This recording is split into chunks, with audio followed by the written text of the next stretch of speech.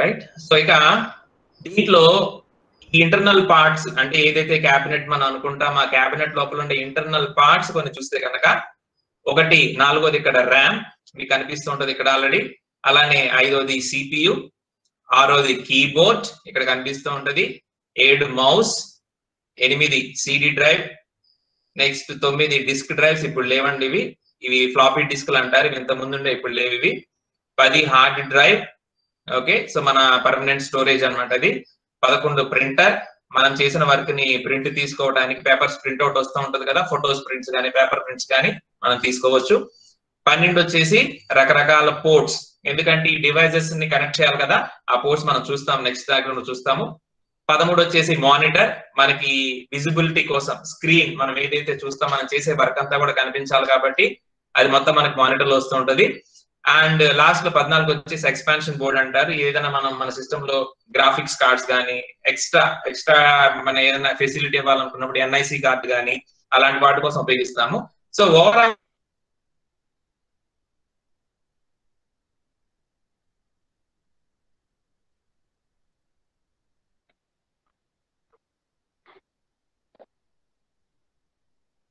ఇవన్నీ కూడా ఉన్నటువంటి ఫిజికల్ కాంపోనెంట్స్. సార్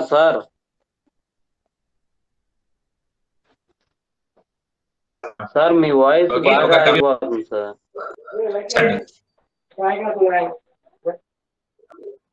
బాగా అయిపోతుంది, కట్ బ్రేక్ అవడం. ఒక్క నిమిషం ఉండండి. Okay,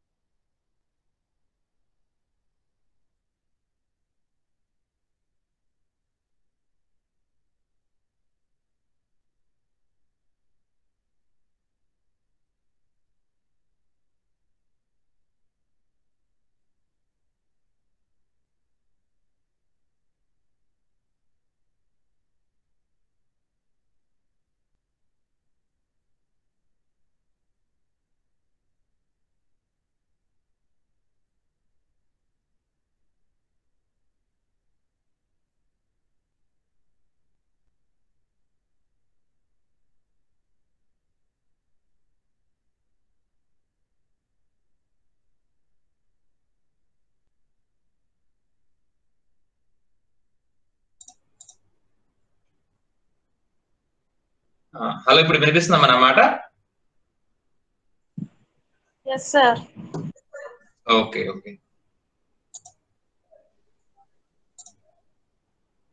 right. సో ఇది మనం చూసినటువంటి కంప్యూటర్ కి సంబంధించిన డయాగ్రామ్ ఇది. ఓకే, దీంట్లో పార్ట్స్ మనం స్క్రీన్ షేర్ లో లేదా? Okay,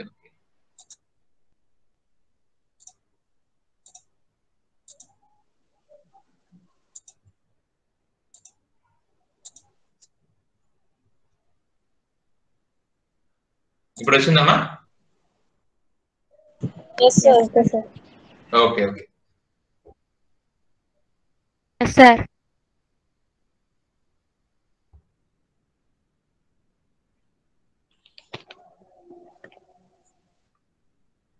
right. సో ఇది మనకి అతి ముఖ్యమైనటువంటి మదర్ బోర్డ్ అన్నమాట. రైట్. సో అన్నిట్లో మనకి సిస్టమ్ లో ఉన్నటువంటి మెయిన్ కాంపోనెంట్స్ అన్నిటినీ కనెక్ట్ చేసేటువంటిది మదర్ బోర్డు. సో ఈ మదర్ బోర్డ్ లేకపోతే మన కంప్యూటర్ నథింగ్ అన్నమాట. ఓకే. సో ఇక్కడ కనుక మీరు గమనిస్తే దీంట్లో రకరకాలైనటువంటి పార్ట్స్ ఉంటాయి. ఓకే. కంప్యూటర్ కావాల్సిన అతి ముఖ్యమైన భాగాలన్నిటిని కూడా కనెక్ట్ చేసేది మదర్ బోర్డ్. రైట్. సో దీంట్లో ఏమేమి ఉంటాయి అంటే మన కంప్యూటర్ లో కావాల్సింది ర్యాండమ్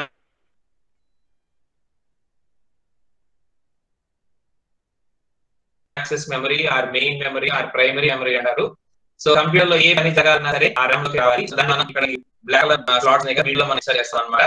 అలానే మన కంప్యూటర్ కావాల్సిన అతి ముఖ్యమైనది ఒకటి CPU ప్రాసెసర్. ఆ ప్రాసెసర్ ని మనం ఇక్కడ ఇన్స్టాల్ చేస్తాము. ఓకే. నెక్స్ట్ ఇంకా హార్డ్ డిస్క్ కానివ్వండి, లేకపోతే ఎక్స్పాన్షన్ స్లాట్స్ కానివ్వండి, ఇవన్నీ కూడా మనం ఇదిగోండి ఇక్కడ ఈ పోర్ట్స్ కి ఈ ఎక్స్పాన్షన్ స్లాట్స్ కి వీటికి కనెక్ట్ చేస్తాము. అలానే నెక్స్ట్ మన సిస్టమ్ కి సంబంధించి పెన్ డ్రైవ్స్ కానివ్వండి, లేకపోతే ఎనీ యూఎస్బి కనెక్టివిటీ డివైస్ అంటే కీబోర్డ్స్ కానివ్వండి, మౌసులు కానివ్వండి, ఈ యూఎస్బి ద్వారా మనం కనెక్ట్ చేస్తాము. అలానే మన సిస్టమ్ కి నెట్ రావడం కోసం ఈథర్నెట్ కనెక్షన్ ఇదిగోండి ఈ పోర్ట్ లో మనం కనెక్ట్ చేస్తాము. This is for Ethernet connection. అలానే స్పీకర్స్ కానివ్వండి, మైక్రోఫోన్ కానివ్వండి, ఇదిగోండి ఇక్కడ చూపిస్తున్నటువంటి ఈ పోర్ట్స్ కి మనం కనెక్ట్ చేస్తాము. ఓకే. మానిటర్ మనం ఈ పోర్ట్స్ కనెక్ట్ చేస్తాము. ఇంతకు ముందు ఉండే మనకి డాట్ మ్యాట్రిక్స్ ప్రింటర్స్ అని పెద్ద ప్రింటర్స్ ఉండేవి, వాటి కోసం మనం ఈ పర్టికులర్ పోర్ట్స్ మనం కనెక్ట్ చేస్తాం అనమాట. ఇలా రకరకాల పోర్ట్స్. ఓకే. సో ఈ పోర్ట్స్ ద్వారా మనం డివైసెస్ ని కనెక్ట్ చేస్తూ ఉంటాం.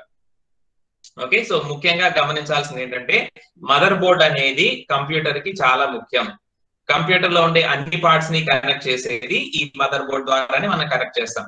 ఇది CPU సంబంధించిన క్యాబినెట్ లోపల ఉంటది, మనకి బయటకి కనిపించదు. ఓకే. చాలా సెక్యూర్డ్ గా ఉంచుకోవాలి, ఎందుకంటే దీనికి ఏమాత్రం డ్యామేజ్ అయినా సరే సిస్టమ్ పనికిరాదు. ఓకే. అది ముఖ్యమైనది అనమాట. ఇక దీంట్లో ఇంకొక ముఖ్యమైన పార్ట్ వచ్చేసి CPU అని మనం చెప్పుకుంటాం కదా, సెంట్రల్ ప్రాసెసింగ్ యూనిట్. సో ఈ CPU లో కనుక మీరు చూసుకుంటే ఇవి ఇంటెల్ కి సంబంధించిన కొన్ని ప్రాసెస్ మీకు స్క్రీన్ మీద నేను చూపిస్తున్నాను.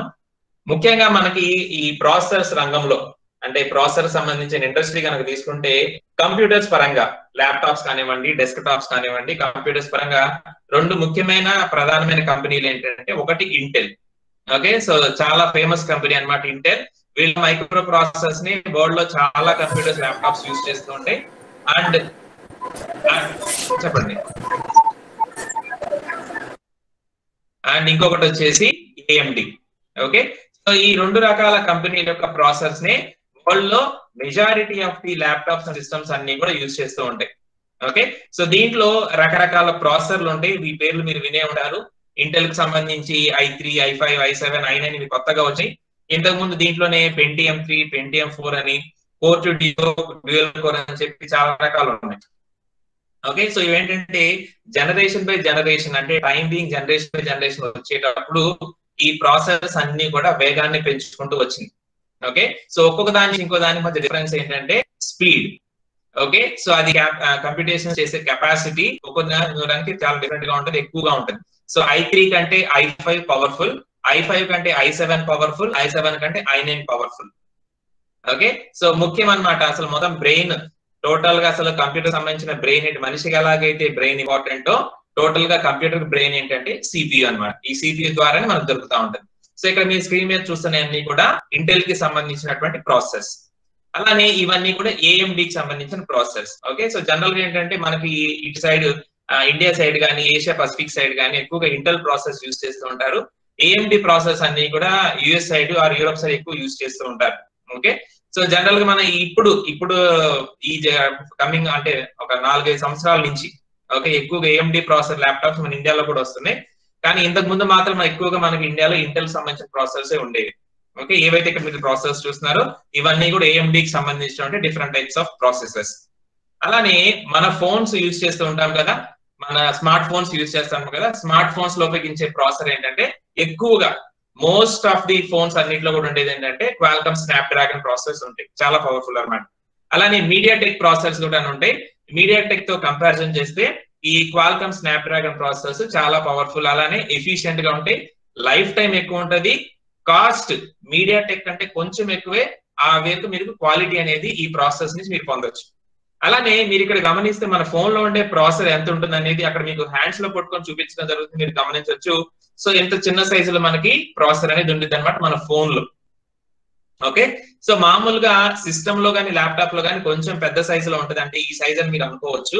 కానీ సిస్టమ్ మన ఫోన్ లో ఉండే ప్రాసెసర్ మాత్రం చిన్న ప్రాసెసరే ఉంటుంది అనమాట. ఓకే, ఇవన్నీ కూడా మీరు చూసినటువంటి క్వాల్కమ్ దాంట్లో different types of series, 4 series, 6 series, 7 series, అలాగే 8 సిరీస్ కూడా మనకి రన్నింగ్ లో ఉందన్నమాట. ఓకే, వీటిలో మళ్ళీ 5G సపోర్ట్ తో వచ్చినాయి కూడా కొన్ని ప్రాసెసర్స్ ఉన్నాయి, మీరు ఆల్రెడీ చూస్తున్నారు. ఇప్పుడు ఏవైతే కొన్ని మొబైల్ ఫోన్స్ 5G సపోర్ట్ తో వస్తున్నాయని చెప్తున్నారో, ఆ 5G సపోర్ట్ ఇవ్వడానికి అతి ముఖ్యంగా కృషి చేస్తున్న కంపెనీల్లో ఈ క్వాల్కమ్ స్నాప్డ్రాగన్ ఒకటి. ఎందుకంటే ప్రాసెసర్ సపోర్ట్ చేయండి మొబైల్ ఫోన్ ఏమీ చేయలేదు. ఓకే, సో ఆ 5G సపోర్ట్ ఉండేటువంటి టెక్నాలజీని డెవలప్ చేస్తున్న వాళ్ళు వీళ్ళన్నమాట. ఓకేనా, రైట్, ఇవి స్నాప్డ్రాగన్ ప్రాసెస్. చెప్పండి అమ్మా, ఏమైనా డౌట్ ఉంటే అడగండి. Hello, right. నెక్స్ట్ వన్ వచ్చేసి ప్రాసెసర్ ఎలా ఉంటుంది, మన సిస్టమ్ లో ఉండే ప్రాసెసర్ కానీ లేకపోతే ఫోన్ లో ఉండే ప్రాసెసర్ కానీ ఎలా ఉంటుంది అంటే ఇక్కడ మీరు చూడొచ్చు. సో ఈ పర్టికులర్ ఇంటెల్ i7 ప్రాసెసర్ కనుక తీసుకుంటే కోర్ i7 టాప్ వ్యూ ఇలా ఉంటుంది, పై నుంచి చూస్తే ఎలా ఉంటుంది, లోపల నుంచి అంటే దీన్ని తిప్పి చూస్తే కనుక ఇలా ఉంటుంది అనమాట. ఓకే, సో పై నుంచి జస్ట్ దానికి సంబంధించిన టైటిల్ నేమింగ్ ఉంటుంది అనమాట. అసలు ముఖ్యమైనదంతా ఈ లోపల ఉంటుంది. ఓకే, సో ఇవన్నీ కూడా ఏంటంటే పిన్స్ అన్నమాట, పిన్స్ చిన్న చిన్న పిన్స్ లాగా ఉంటాయి. సో ఈ పిన్స్ ద్వారానే మన మదర్ బోర్డ్ లో దీన్ని ఇన్సర్ట్ చేయడం జరిగింది. ఓకే, మదర్ బోర్డ్ లో ఒక స్లాట్ ఉంటది, ఆ స్లాట్ లో తీసుకెళ్లి ఈ ప్రాసెసర్ ని ఇలా గుచ్చుతారనమాట, ఇన్సర్ట్ చేస్తారు. సో ఆ రెండింటి మధ్య కమ్యూనికేషన్ అంటే ఆ రెండు ఎస్టాబ్లిష్ అవ్వాలి కదా, ఒకదాంతో ఒకటి కలవాలంటే. సో మదర్ బోర్డ్ ముందు స్లాట్ లోకి ఈ ప్రాసెసర్ తీసుకెళ్లి ఇన్సర్ట్ చేస్తారు. అప్పుడు ఈ ప్రాసెసర్ అనేది ఆ కంప్యూటర్ లో ఒక భాగంగా మారింది. ఓకే, ఇలా ఉంటుంది అనమాట చూడడానికి ప్రాసెసర్, అందుకే మీకు ఈ వ్యూ చూపిస్తున్నాను. ఓకే, టాప్ వ్యూ ఇలా ఉంటది, బాటమ్ సైడ్ అంటే కింద చూస్తే కనుక ఇలా పిన్స్, చిన్న చిన్న పిన్స్ లాగా ఉంటుంది అనమాట. ఓకే, ఇకపోతే కంప్యూటర్ లో ఇంకొక ముఖ్యమైన భాగం వచ్చేసి హార్డ్ డిస్క్. దీన్ని మనం స్టోరేజ్ ఫెసిలిటీ అని కూడా అంటాము. సో స్టోరేజ్, ఎందుకు స్టోరేజ్ అవసరము, మనం చేసే ప్రతి పనిని మనకు కావాల్సిన డాక్యుమెంట్స్ కానివ్వండి, మనకు కావాల్సిన ఇమేజెస్ కానివ్వండి, ఫైల్స్ ఏవైనా సరే సిస్టమ్ లో మనం స్టోర్ చేసుకోవాలి. సో దట్ వాటిని మళ్ళీ రేపు ఎప్పుడైనా సరే మనం చూసుకోవాలనుకున్నా గానీ, మనం వర్క్ చేసుకోవాలనుకున్నా గానీ అవి ఉండాలి. కాబట్టి ఆ స్టోర్ చేసుకునే ఫెసిలిటీ ఇచ్చేదే ఈ హార్డ్ డిస్క్ అన్నమాట. ఓకే, సో ఈ హార్డ్ డిస్క్ లో 2 రకాలు ఉన్నాయి, మీకు ఇప్పుడు ఆల్రెడీ తెలిసే ఉంటుంది. ఇది ల్యాప్టాప్ కానీ సిస్టమ్స్ కానీ తీసుకుంటే కనుక ఈ 2 రకాలు కనిపిస్తూ ఉంటాయి. ఫస్ట్ వచ్చేసి HDD హార్డ్ డిస్క్ డ్రైవ్ అంటారు, ఇది ఓల్డ్ టెక్నాలజీ. ఓకే, సో చాలా పాతతరం టెక్నాలజీ, ఎప్పటి నుంచో మనకి ఇస్తుంది HDD. అండ్ లేటెస్ట్ గా వస్తుంది ఏంటంటే SSD, సాలిడ్ స్టేట్ డ్రైవ్ అని చెప్పి SSD. చెప్పండి. సాలిడ్ స్టేట్ డ్రైవ్ సార్, అదే solid state drive SSD. Okay, so రెండింటి మధ్య వేరియేషన్ ఏంటంటే చూడండి, ఇంటర్నల్ డయాగ్రామ్ ఎలా ఉంటుంది అంటే ఇలా ఉంటుంది అనమాట. Okay, so hard disk drive ఎలా ఉంటుంది, హార్డ్ డిస్క్ డ్రైవ్ ఎలా ఉంటుంది అంటే మీకు CDs ఐడియా ఉంటాయి కదా. సో CDs ని, ఓకే, మామూలుగా CD అయితే మనం ఒక సైడే రాయడానికి వీలు ఉంటుంది. కానీ దీంట్లో ఉండేటువంటి CDs ఏవైతే ఉంటాయో హార్డ్ డిస్క్ డ్రైవ్ లోపల కూడా CDs లాంటివే ఉంటాయి. వాటిని మనం both sides we can read and right, 2 సైడ్లు అంటే CDకి అటు సైడ్ ఇటు సైడ్ 2 సైడ్ లో కూడా మన డేటాని రాయొచ్చు, చదవచ్చు. అలాంటి CDలు అన్ని కూడా ఒక వరుస క్రమంలో పేర్చబడి ఉంటాయి. ఓకే, సో ఆ హార్డ్ డిస్క్ కెపాసిటీని బట్టి ఒక 10 15 ఇలా వరుస క్రమంలో ఒకదాని మీద కూడా పేర్చబడి ఉంటాయి. సో అలా పేర్చిన డిస్క్లన్నీ కూడా మనం చేసే ఆపరేషన్స్ ప్రకారంగా తిరుగుతూ ఉంటది. ఓకే, అక్కడ మీకు ఇక్కడ హ్యాండిల్ కనిపిస్తుంది కదా. సో యాక్చువేటర్ యాక్సెస్ అన్నమాట, ఈ హ్యాండిల్ ద్వారా రీడింగ్ రైటింగ్ అనేది జరుగుతూ ఉంటది. మనకు కావాల్సిన కంటెంట్ ఈ డిస్క్ లో ఎక్కడో ఒక చోట రాయబడి ఉంటది. అక్కడ కోసం మనం అక్కడ దాకా రీచ్ అవ్వాలంటే ఏంటి, ఫస్ట్ ఆ డిస్క్ తిరగాలి. సో డిస్క్ తిరిగి ఈ హ్యాండ్ అక్కడికి తీసుకెళ్లి మనకు కావాల్సిన డేటా తీసుకొచ్చింది.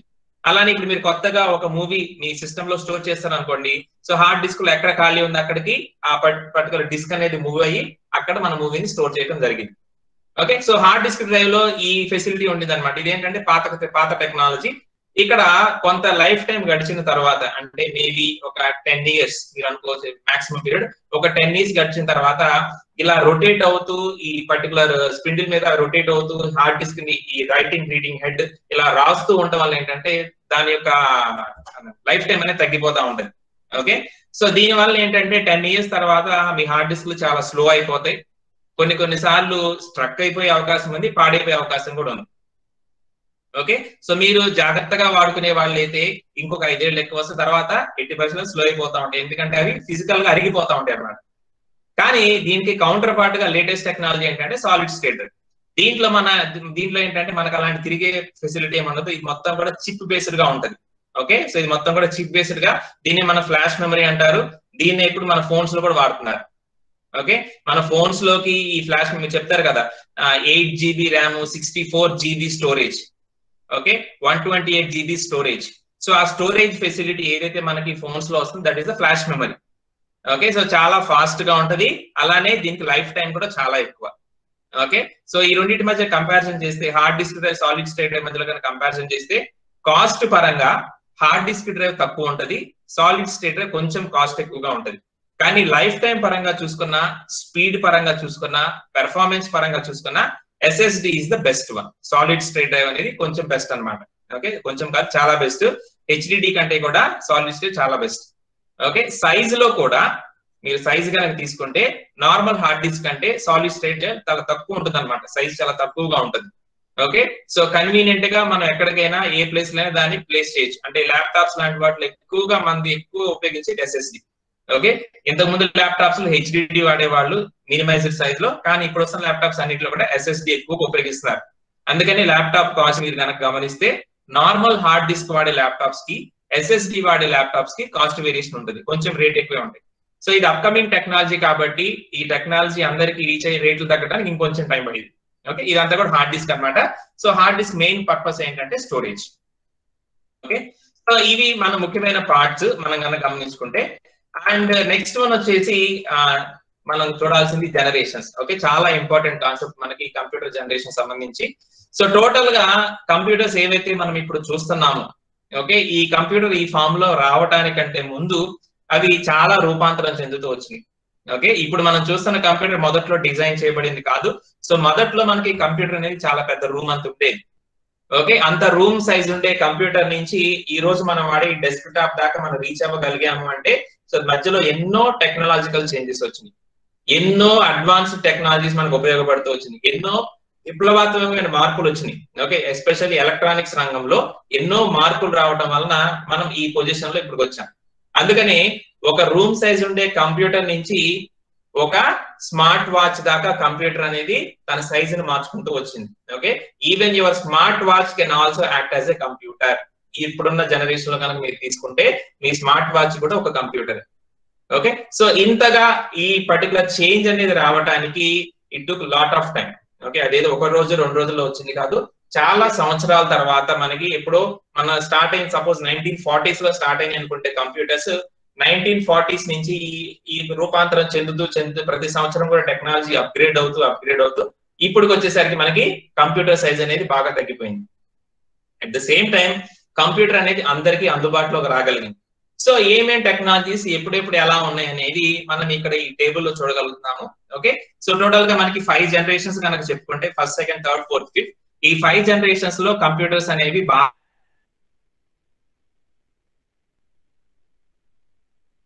డెవలప్ అయింది ఇన్ టర్మ్స్ ఆఫ్ టెక్నాలజికల్ గా. ఓకే, సో డెవలప్ అవటం అంటే ఎలా డెవలప్ అయ్యింది అంటే, ఫస్ట్ వచ్చేసి వాటి సైజ్ అనేది చాలా మార్పులు చెందింది. ఓకే, పెద్ద రూమ్ ఉండే సైజ్ నుంచి చిన్న డెస్క్ మీద పెట్టుకునే సైజ్ వరకు అవి రెడ్యూస్ అవుతూ వచ్చింది. సెకండ్ వచ్చేసి స్పీడ్. ఓకే, సో అంతకు ముందు పాత తరం కంప్యూటర్స్ చాలా స్లోగా ఉండేవి. అటువంటి సిచ్యువేషన్ నుంచి ఇప్పుడు ప్రెసెంట్లీ మనం జస్ట్ ఇప్పుడు నేను యూజ్ చేసిన ల్యాప్టాప్స్ కూడా సెకండ్ కి కొన్ని కోడ్ ఆపరేషన్స్ చేయగలరు. ఓకే, అంత స్పీడ్ డెవలప్మెంట్ అనేది మనకు వచ్చింది కంప్యూటర్స్ లో. అండ్ నెక్స్ట్ వన్ కాస్ట్ కూడా ఇంతకు ముందు ఆ రోజుల్లో కంప్యూటర్ అనాలంటే చాలా కష్టం, ఎందుకంటే it is very very costly. అటువంటి సిచ్యువేషన్ నుంచి ఇప్పుడు ఒక సామాన్య మానవుడు కూడా కంప్యూటర్ ను కొనుక్కునే రీతికి కాస్ట్ అనేది రిడ్యూస్ చేయబడింది. ఓకే, మీరు చూడొచ్చు, ఇప్పుడు మీరు ఒక నార్మల్ గా మంచిగా ఉపయోగించుకుని ఎలా కంప్యూటర్ కొన్నా మీకు 20,000 25,000 మంచి కంప్యూటర్, ఎఫిషియెంట్ కంప్యూటర్ వచ్చేస్తుంది. కానీ అంత ముందు రోజుల్లో 25,000 అసలు కంప్యూటర్ వచ్చేది కాదు. ఓకే, అలా ఇంకా మీరు తక్కువ తీసుకుంటే 10,000 కూడా వస్తాయి ఇప్పుడు అసెంబ్లీ తీసుకుంటే కనుక. ఆ విధంగా కంప్యూటర్స్ కాస్ట్ అనేది రెడ్యూస్ అవుతూ వచ్చింది. ఈ విధంగా ఇన్ని మార్పులు జరగడానికి ఏంటంటే మధ్యలో చాలా టెక్నాలజీస్ మనకి దోహదపడినాయి అన్నమాట. సో ఆ టెక్నాలజీస్ గురించి ఇక్కడ మనం చదువుకుంటున్నాము. సో ముందుగా చూస్తే కనుక 0th జనరేషన్ అంటే అసలు కంప్యూటర్స్ లేని రంగం, అంటే కంప్యూటర్స్ తయారు కావడానికి ముందు మొత్తం మెకానికల్ కాంపోనెంట్స్ లోనే ఏవైతే మనం కంప్యూటర్ అని చెప్తున్నామో, ఈ కంప్యూటర్ రాకముందు మొత్తం మెకానికల్ కాంపోనెంట్స్ లోనే మనుషులే మొత్తం చేసుకుంటా ఉండేవాళ్ళు. కానీ ఎప్పుడైతే ఈ ఫస్ట్ జనరేషన్ కంప్యూటర్స్ వచ్చినాయో ఇక్కడి నుంచి అప్గ్రేడేషన్ అనేది జరుగుతూ వచ్చింది. ఓకే, సో కంప్యూటర్స్ అనేవి వాటి రూపాన్ని మార్చుకుంటా, పెర్ఫార్మెన్స్ ని మార్చుకుంటా, కాస్ట్ ని మార్చుకుంటా వచ్చిందన్నమాట. సో చూడండి, ఒక్కొక్క జనరేషన్ కొంత టైం పీరియడ్ వరకు రన్నింగ్ లో ఉంది. ఆ రన్నింగ్ లో ఉన్నంత టైంలో అవి ఒక టెక్నాలజీని వాడుకుంటున్నాయి. ఓకే, ఎస్పెషల్లీ ఎప్పుడైతే మనం సైజుని తగ్గించుకోవాలనుకుంటున్నామో మన ఫోకస్ అంతా కూడా హార్డ్వేర్ మీదే ఉండాలి. Okay, so only the physical thing మనకు కనిపించేది ఏంటంటే హార్డ్వేర్. సో హార్డ్వేర్ ని మనం సైజ్ తగ్గించగలిగితే ఆటోమేటిక్ గా కంప్యూటర్ సైజ్ తగ్గిపోయింది. అదే ఇక్కడ మనం చేస్తుంది. సో అందుకనే ఏమేమి హార్డ్వేర్ టెక్నాలజీస్ ఎప్పుడెప్పుడు ఉపయోగించారనేది ఈ టేబుల్ లో మీకు కనిపిస్తా ఉంది. సో ఫస్ట్ జనరేషన్ లో వాక్యూమ్ ట్యూబ్స్, సెకండ్ జనరేషన్ లో ట్రాన్సిస్టర్స్, థర్డ్ జనరేషన్ లో ICs, fourth generation VLSI, and fifth generation ఏంటంటే integration technology, advance integration technology అనేది వస్తుంది. సో ఇది లైన్ లో ఉందన్నమాట, ఇప్పుడు రన్నింగ్ లో ఉందన్నమాట. ఓకే, సో ఒక్కొక్క దాని గురించి మనం చూద్దాము. ఇది మనకి కొంచెం ఎగ్జామ్ పాయింట్ ఆఫ్ వ్యూ లో చాలా ఇంపార్టెంట్ కాబట్టి మీరు ఏదైనా స్క్రీన్ షాట్ అయినా తీసుకోండి ఆర్ నోట్ చేసుకోవడానికైనా ట్రై చేయండి. ఓకే, సో చాలా ఇంపార్టెంట్ అనమాట నాకు ఎగ్జామినేషన్ పాయింట్ లో.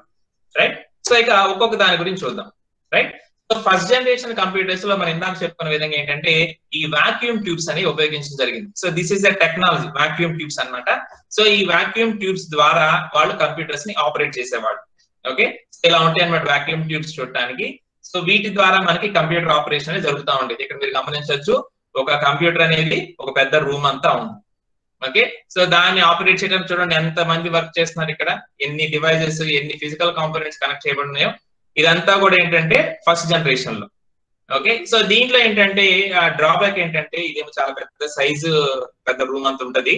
అలానే it also produces lot of heat, చాలా హీట్ జనరేట్ అవుతా ఉంటది. ఓకే, సో మరి అంత హీట్ ని జనరేట్ చేస్తుందంటే ఏంటి, ఆ హీట్ ని తగ్గించాలంటే మళ్ళీ దాని కూలింగ్ టెక్నాలజీ కావాలి. And also it consumes lot of power, చాలా పవర్ ని కన్స్యూమ్ చేస్తుంది. ఇప్పుడు ఎందుకంటే మనకి ఈ ఎలక్ట్రిసిటీ ఏదైతే ఉందో, కరెంట్ ఏదైతే ఉందో అది ఎక్కువ లాక్కుంటా ఉంటుంది అనమాట. అవన్నీ కూడా మనకి ఫస్ట్ జనరేషన్ లో ఉన్నటువంటి కంప్యూటర్స్ యొక్క డ్రాబ్యాక్స్.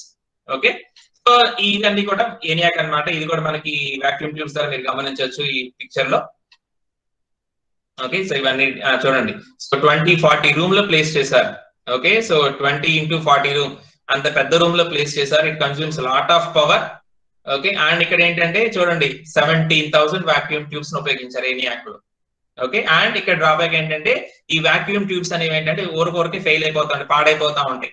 సో పాడైపోయిన ప్రతిసారి కూడా మనం కొత్త వాక్యూమ్ ట్యూబ్ ప్లేస్ చేయాలి, లైక్ దిస్ ఇక్కడ మీరు చూస్తున్న విధంగా. ఓకే, సో ఎప్పుడైతే మనకి ఆ పర్టికులర్ వాక్యూమ్ ట్యూబ్ అనేది పాడైపోతుందో దాన్ని ఎప్పటికప్పుడు మనం గమనించుకొని రీప్లేస్మెంట్ చేసుకుంటా ఉండాలి. ఓకేనా, సో ఇది యూనివాక్ సంబంధించింది. ఓకే, చూడండి ఎంత పెద్ద పెద్ద రూమ్స్ లో ఆక్యుపై చేసినప్పుడు కంప్యూటర్స్. ఓకే, అండ్ ఇక నెక్స్ట్ వన్ వచ్చేసి second generation. Okay, so second generation is the biggest change in the computers history. Okay, total computers industry ఒక పెను మార్పుకి లోనైన సందర్భం ఏదైనా ఉందంటే అది సెకండ్ జనరేషన్ లో. ఎందుకంటే ఈ సెకండ్ జనరేషన్ లో ఉపయోగించినటువంటి ట్రాన్సిస్టర్స్ ఏదైతే ఉందో ఈ ట్రాన్సిస్టర్స్ దీనికి దోహదపడింది. ఓకే, సో ట్రాన్సిస్టర్ ఇన్వెన్షన్ ఎలాగైతే మనకి కంప్యూటర్స్ కి ఇంత మంచి అవకాశం వచ్చిందో, అసలు ఎలక్ట్రానిక్స్ రంగం మొత్తాన్ని ఒక పెను మార్పు గురి చేసిన ట్రాన్సిస్టర్ అన్నమాట. It is a big leap, ఒక పెద్ద అడుగు అనమాట. అసలు ఎలక్ట్రానిక్స్ ఇండస్ట్రీలో ఒక అనుకున్న ముఖ్యమైన ఒక ఇన్వెన్షన్ ఏదన్నా ఉందంటే ట్రాన్సిస్టర్. ఓకే, మీరు ఇక్కడ పిక్చర్ లో చూసిన విధంగా ఇలా ఉంటది ట్రాన్సిస్టర్. సో ఈ ట్రాన్సిస్టర్ అనే డివైస్ ని కనుక మనం కంప్యూటర్స్ లో ఉపయోగిస్తే then the size of the computer can be reduced a lot, చాలా వరకు తగ్గించేయచ్చు. ఓకే, వాళ్ళు అదే చేశారు. సెకండ్ జనరేషన్ లో ఏం చేశారంటే ఈ వాక్యూమ్ ట్యూబ్స్ బదులుగా ట్రాన్సిస్టర్స్ ను ఉపయోగించడం స్టార్ట్ చేశారు. ఓకే, సో ఈ ట్రాన్సిస్టర్స్ ఎప్పుడైతే ఉపయోగిస్తారో మనకి ఇలా చాలా చిన్న చిన్న సైజులో ఉంటాయి. ఓకే, ఎప్పుడైతే మనకి ఉపయోగించే హార్డ్వేర్ సైజ్ తగ్గిపోతుందో ఆటోమేటిక్ గా ఆ పర్టికులర్ కంప్యూటర్ సైజ్ కూడా తగ్గిపోతా వస్తూ ఉంటుంది. ఓకే, సో ఈ టెక్నాలజీ, ట్రాన్సిస్టర్ టెక్నాలజీని ఉపయోగించి సెకండ్ జనరేషన్ కంప్యూటర్స్ అనేవి జనరేట్ చేయడం జరిగింది అనమాట. ఓకే, సో ఇక ఈ ట్రాన్సిస్టర్స్ అనేవి ఎంత సైజ్ లో ఉంటాయి అంటే మీరు ఇక్కడ ఒక చిన్న ఎగ్జాంపుల్ చూపించారు. 1/200 సైజ్ ఆఫ్ ట్యూబ్, అంటే వాక్యూమ్ ట్యూబ్స్ లో పోల్చుకుంటే దాదాపుగా 200 లీటర్లు తక్కువ స్పేస్ ఇది ఆక్యుపై చేస్తుంది అనమాట. ఓకే, ఇది ట్రాన్సిస్టర్ సంబంధించి.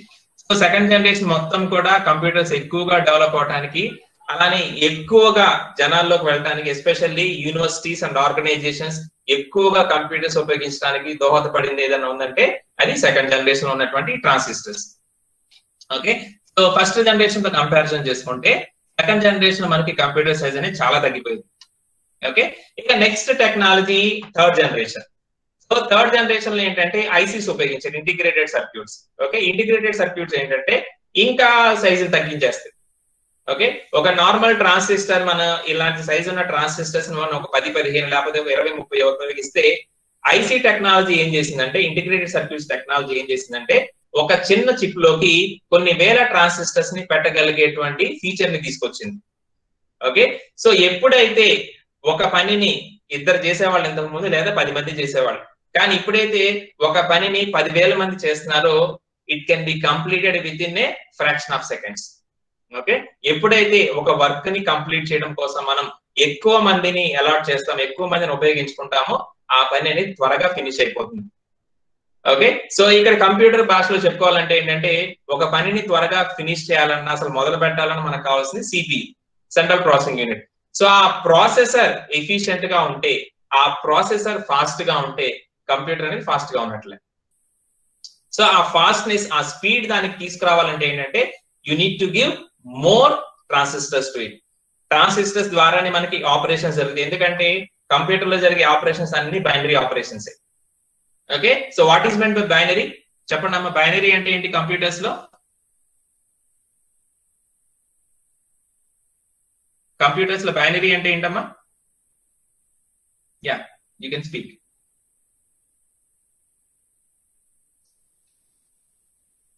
చెప్పండి, కంప్యూటర్స్ వాళ్ళు ఉన్నారు కదా లోపల, చెప్పండి. బైనరీ అంటే ఏంటమ్మా?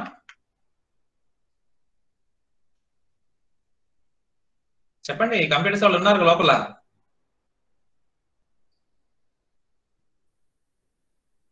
What is meant by binary?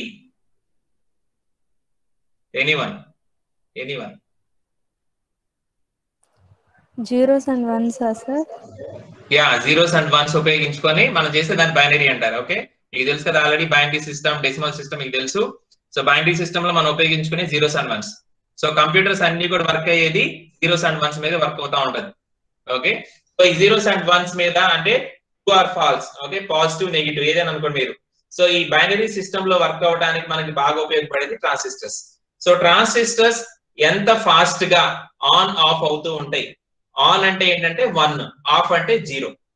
Okay, so ఈ ట్రాన్సిస్టర్స్ ఎంత ఫాస్ట్ గా ఆన్ ఆఫ్ అవుతూ ఉంటాయి అనేది మనకి ఆ పర్టికులర్ ప్రాసెసర్ యొక్క స్పీడ్. రైట్, సో ఈ ప్రాసెసర్ లో మీరు ఎన్ని ఎక్కువ ట్రాన్సిస్టర్స్ ప్లేస్ చేయగలిగితే అది అంత స్పీడ్ గా ఉంటుంది అనమాట. సో థర్డ్ జనరేషన్ లో మనకు ఆ టెక్నాలజీ వచ్చింది. Okay, more number of transistors ని మనం ఇక్కడ ఒకే చిప్ లోకి ఇంటిగ్రేట్ చేసే ఫెసిలిటీ వచ్చింది. Okay, that is the third generation.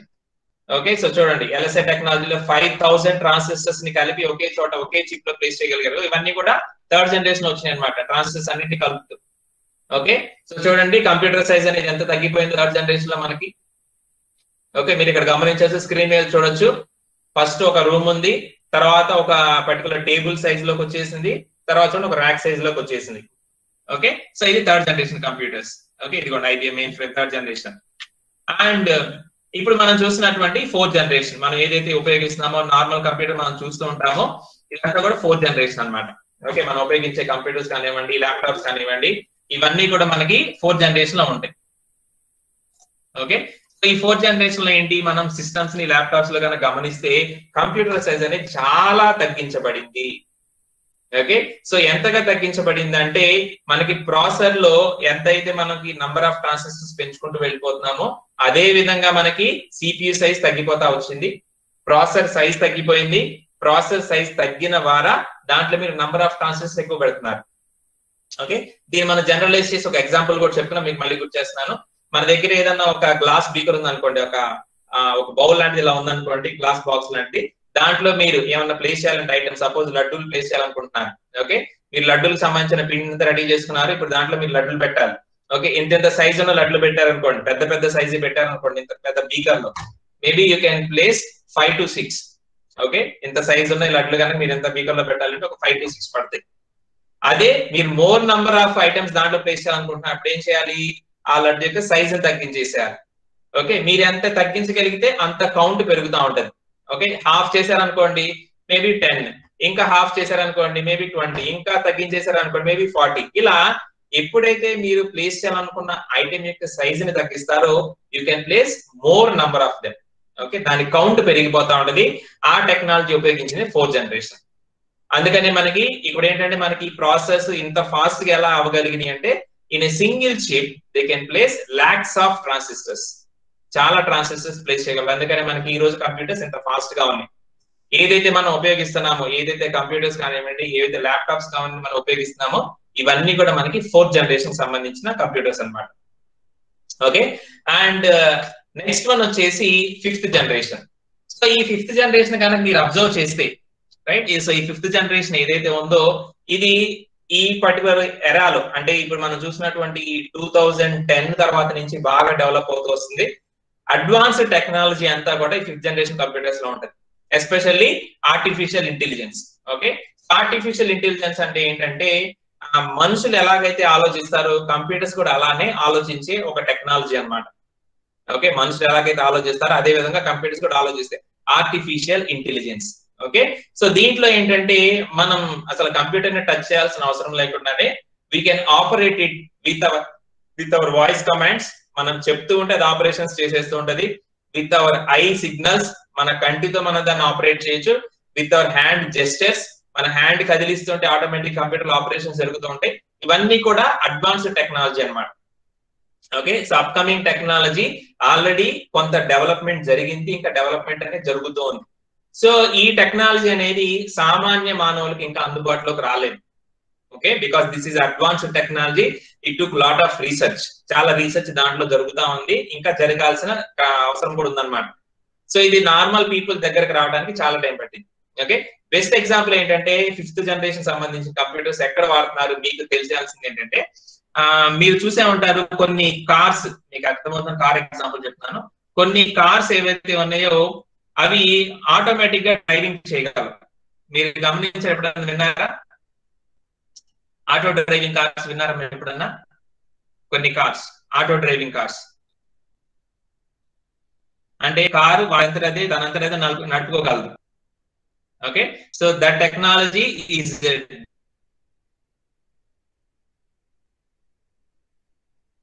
Developed especially by Google. Okay, Google develop చేస్తారు, వేరే కంపెనీస్ కూడా చాలా దాన్ని ప్రయత్నం చేస్తున్నారు. సో ఈ ఆటో డ్రైవింగ్ కార్స్ ఏవైతే ఉన్నాయో దాంట్లో ఒక కంప్యూటర్ రన్ అవుతూ ఉంటుంది. ఓకే, సో ఆ కంప్యూటర్ రన్ అవుతూ అది ఏం చేస్తుందంటే ఈ కారు చుట్టుపక్కల మొత్తం కెమెరాలు పరుస్తారు.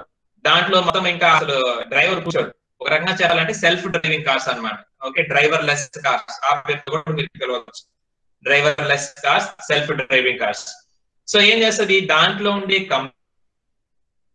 లోపల మనం బయట అమలు సంగతి కేరా వాటి ద్వారా మొత్తం వీడియోని అంతా సేకరించి, ఇమేజ్ మొత్తాన్ని సేకరించి అదే మొత్తం ప్రాసెస్ చేసి సో కార్ యొక్క డైరెక్షన్ ని, స్పీడ్ ని అదే ఆటోమేటిక్ గా నిర్దేశించుకుంటుంది. ఓకే, మనం అసలు ఏమి దానికి చెప్పాల్సిన అవసరం లేదు. దాంట్లోకి కూర్చుంటే మనం ఎక్కడికి వెళ్ళాలో చెప్తే చాలు, ఆటోమేటిక్ గా అదే రూట్ మ్యాప్ తీసేసుకుంటది. అదే డ్రైవింగ్ చేస్తూ ఎంత టైంలో వెళ్ళాలో మీరు దానికి చెప్తే అంత టైంలో మిమ్మల్ని తీసుకెళ్ళి అక్కడ కూర్చోబెట్టదు. ఓకే, సో ఈ సెల్ఫ్ డ్రైవింగ్ కార్స్ ఏవైతే ఉన్నాయో వాటిలో ఉపయోగించే కంప్యూటర్స్, ఆ బయోచిప్స్ కానివ్వండి, ఆర్టిఫిషియల్ ఇంటెలిజెన్స్ కానివ్వండి, దీనంతా కూడా మనం 5th జనరేషన్ అని చెప్పొచ్చు. ఓకే, ప్రెసెంట్లీ మన దగ్గర మనం వాడుతున్న ఈ ల్యాప్టాప్స్ కానివ్వండి, ఈ సిస్టమ్స్ కానివ్వండి, ఇవన్నీ కూడా 4th జనరేషన్ మనం ఇంకా వాడుతున్నాం. 5th జనరేషన్ అనేది advanced technology that is under developing. Okay, ఇంకా జరుగుతా ఉంది. అదంతా కంప్లీట్ అయ్యి మనుషుల దగ్గర రావడానికి ఇంకొంచెం టైం పట్టింది. ఓకేనా, సో ఇదన్నమాట టోటల్ గా నంబర్ ఆఫ్ జనరేషన్స్. మనకి 5 జనరేషన్స్ మనం చెప్పుకున్నాము. ఈ 5 జనరేషన్స్ లో కూడా మీరు గమనించాల్సింది ఏంటంటే ప్రతి జనరేషన్ నుంచి జనరేషన్ కి వెళ్లే క్రమంలో మనకి కంప్యూటర్ యొక్క సైజ్ అనేది తగ్గిపోతూ వస్తుంది. అలానే కంప్యూటర్ యొక్క స్పీడ్ అనేది చాలా పెరిగింది, కంప్యూటర్ యొక్క కాస్ట్ అనేది చాలా తగ్గింది. ఓకే, సో ఇవన్నమాట జనరేషన్స్. మనకి ఎగ్జామ్ పాయింట్ ఆఫ్ వ్యూ లో చాలా ఇంపార్టెంట్ అమ్మాయి. ఓకేనా, సో ఇది మనం ఈరోజు